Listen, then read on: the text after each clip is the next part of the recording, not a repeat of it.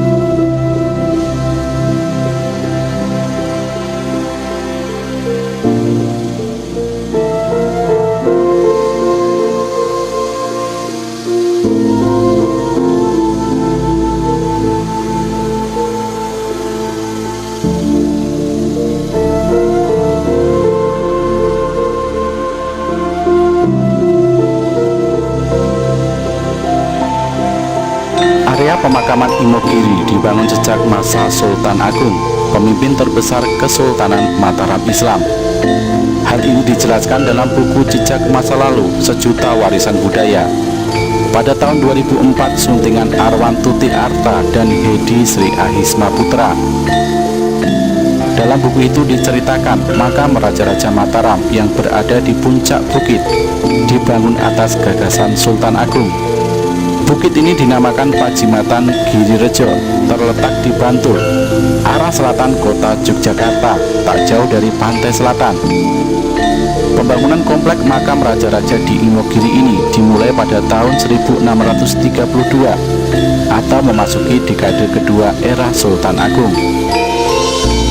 Pusat pemerintahan Kesultanan Mataram Islam kala itu berada di Kota Gede, dekat pusat kota Yogyakarta sekarang ini. Sebelum dibangun komplek makam raja-raja di Imogiri, Sultan Agung sebenarnya sudah merencanakan area pemakaman khusus yang dinamakan Giriloyo. Perancangnya adalah paman Sultan Agung sendiri yang bernama Panembahan Jumingah, salah satu putra Sutawijaya alias Panembahan Senopati, pendiri Kesultanan Mataram Islam. Namun tidak berselang lama, proses pembangunan makam itu dihentikan sementara karena Panembahan Juminah wafat. Sultan Agung pun bahkan sempat dikabarkan membatalkan rencana penggunaan komplek makam tersebut untuk Raja-Raja Mataram, namun tidak jadi. Panembahan Juminah dikuburkan di makam Giriloyo sebagai bentuk penghormatan Sultan Agung kepada paman tercintanya tersebut.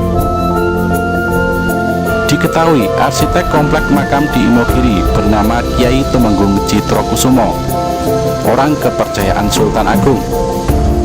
Kyai Tumenggung Citrokusumo merancang komplek pemakaman tersebut dengan perpaduan unsur Jawa, Hindu, dan Islam. Juga dibangun masjid di dalamnya. Hingga kini bangunan masjid tersebut tetap terjaga dan sesuai dengan bentuk aslinya.